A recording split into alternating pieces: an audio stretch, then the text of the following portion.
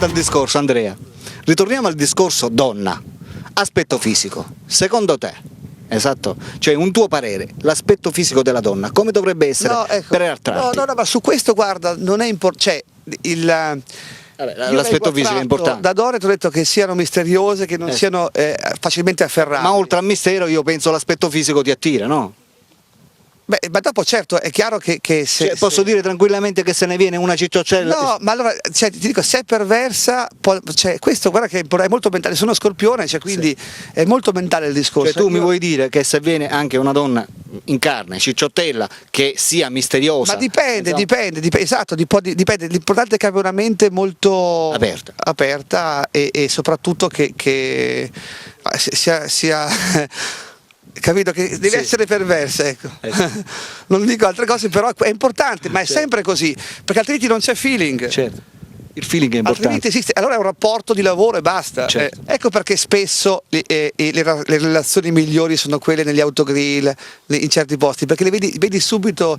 E poi ricorda, l'amore e il sesso sono come una fetta d'anguria, devi cogliere la palla al balzo subito. Perfetto. Nelle tue interviste tu fai capire alla gente che ti guarda che tutte le tue intervistate abbiano sì e no avuto rapporti con te. Ma è vera questa storia? Io questo concetto esattamente, allora, perché rispetto alla privacy di ciascuna delle incontrate, più che intervistate, perché se per rapporto diverso intendiamo non solo il rapporto sessuale completo, va bene? Che poi sia anche quello, quindi il rapporto penetrativo, va bene? Ma se intendiamo anche il semplice SMS spinto, o volgare, o spinto, insomma, allora tutte. Cioè non esiste che non ci sia almeno un SMS spinto, però voglio dire è già qualcosa, perché non è che tu a una qualsiasi, non so se cioè, è già qualcosa, ma quello è il di pre per lei, basta. Esatto. E riguardo a queste donne, cosa gli prometti tu a loro per loro essere così disponibili? No, allora più che promettere può essere che loro magari si vedano in te, si vedano diverse cose, insomma, diciamo, penso che comunque per loro posso essere una persona che ci ha saputo fare a livello magari nei discorsi anche economici, può essere, perché sappiamo che spesso la donna, la femmina è attratta oltre, non solo dall'aspetto fisico ma anche da elementi esteriori, quindi dalla ricchezza per esempio, oppure da una vita, quante donne magari cercano, oggi magari sono trasgressive e magari cercano anche situazioni, vicende trasgressive anche a livello di sostanze, di vita, capito? Quindi sono attratte anche da questo, da tutti questi aspetti, che però non sta di fatto, però che c'è sempre un quid, altrimenti si va in altri contesti. Quindi ci sono anche donne che vedete nel di per il sociale o in altre cose, vuol dire che lì c'è rispetto sempre, però non posso dire che... Riguardo al tuo lavoro, qual è la rubrica attualmente che va forte? Beh, allora, a me piace fare il libre per lei, devo dire, va forte il libre per il sociale. Il libre per il sociale? Sì. Cioè l'intervista ai tipi strani? Va forte nell'intervista a soggetti con grande carisma, molto particolaristici, e questo... Ma ti allarghi ovviamente in tutta Italia? Sì, va anche all'estero, come...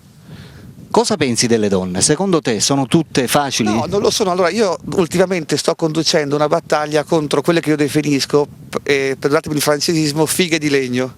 No, perché è giusto, cioè, secondo me una donna deve darla, cioè questo è il discorso. No, ma è vero, perché quindi dobbiamo insistere sulla Maria di Trapani. Allora, no, ma è giusto, cioè, io infatti l'ho chiesto anch'io, cioè, alla fine bisogna arrivare a questo, però so che ci sono donne che ma sbagliano a far così, perché la natura è per il... Dopo è chiaro che devono scegliere loro a chi darla, per dire, però devono darla. Quindi io dico a tutte le fighe di legno, datela. Riguardo invece la violenza sulle donne, beh no, ne hai parlato tanto. No, questo è un fenomeno gravissimo, e Però vedi, cioè, se ci fosse più libertà sessuale ci sarebbe più libertà sulle donne. È come la marijuana, cioè, se fosse libera, è tutto collegato, ci sarebbero meno traffici, cose varie, è tutto collegato. La libertà sulle donne c'è perché una società troppo inibita poi fa esplodere queste persone che commettono questi gesti. Ti voglio fare una domanda strana che non c'entra col programma. Cosa ne pensi della liberalizzazione delle droghe leggere? Sono totalmente a favore. A favore completamente. E anzi, io stavo cercando di cambiare le elezioni europee perché non è possibile che uno deve andare in Olanda o in Portogallo per farsi una canna. Che poi, no, per quelle leggere soprattutto, poi altre cose andrebbero analizzate, ma anche perché già attualmente le usano per scopi terapeutici. Certo, ma è giusto e ti dico, è uno dei punti del mio programma, a favore totale. Alberto, io capisco, tu giustamente incontri tante persone, oggi incontri me, ognuno ha la sua visione. Io non ho mai detto, signori, dovete fare come me. Questo, ognuno ha il suo modo di esistere, quindi questa è la mia visione della vita. Io non ho progetti, non ho programmi per il futuro, vivo giorno per giorno, del domani non v'è certezza, per me la vita è adesso, è adesso, non domani, non esiste il domani, è adesso, basta. Perché altrimenti non si vive più. Ecco perché dicevo questa concezione, non faccio progetti, per me non esiste la famiglia, cioè il dire, perché non deve essere così, noi purtroppo viviamo in un mondo che è una valle di lacrime, allora bisogna fare di tutto e si nasce per morire, bisogna fare in modo che questa esistenza sia invece col piacere, siccome quando sei per esempio con una bella ragazza o donna, va bene, stai bene, quello devi cercarlo in tutti i modi, dopo è chiaro, uno non è che può tutto il giorno fare sesso o comunque giusto, è giusto anche che però quando può lo deve fare senza problemi, no? O come dire, perché se fumare della marijuana dà piacere, perché devono impedirtelo? Certo. Se è una cosa che non fa male e anzi fa del bene, perché devono impedirtelo? Perché viviamo in una società dove il proibizionismo e l'uomo doveva stare male, perché il male, invece la persona disonesta sta bene, questa è la verità, è così. Sei favorevole all'eutanasia? Contrarissimo. Contrarissimo. Sì. Contrario, perché comunque bisogna lottare come Davide contro Golia fino in fondo, anche se uno non vuole, perché delle volte, ora noi siamo il nostro cervello e basta, non siamo altre parti del corpo, siamo il nostro cervello. Quel cervello durante la vita può andare in blackout e allora cosa fai? Sopprimi la persona, anche se non importa, tanto la vita si finisce tutti prima o poi, quindi sono a favore totalmente, ma per ragioni scientifiche, non per altro. Ecco. Va bene. Andrea, sei credente? Credi in Dio? Credo nel dipreismo. Allora, dovete pensare una cosa, quando andai a Los Angeles passai davanti con la macchina alla chiesa di Scientology, ho detto va bene, d'ora in poi mi creo anche io il mio santuario. Cos'è il dipreismo? Allora, il dipreismo professa la felicità da cercare su questa terra, quindi sono dipreista in assoluto, ho già diversi tesserati al dipreismo e non nascondo che il dipreismo mira anche a creare, come il Vaticano, uno stato fisico. C'è uno stato proprio, non c'è diciamo un territorio, ma è giusto che uno dica io sono dipreista, come uno che dice io sono buddista, musulmano, cattolico, eccetera. Di certo le sacerdotesse dipreiste sono invece, nella mia visione religiosa, le uniche amministratrici del culto dipreista sono delle sacerdotesse. Quindi ecco, mi decide la donna, giudico la donna così importante che la reputo, solo la donna può fare sacerdotessa. La prima è stata Jessica Rizzo, devo dire, questo come storia. Come sacerdotessa dell'amore. No, proprio dipreista, Jessica Rizzo. Ma la prima in ordine cronologico, poi abbiamo 3 americane che sono Sasha Grey, Julia Ann e Courtney Kane. Che tu hai intervistato tutte. Che ho incontrato.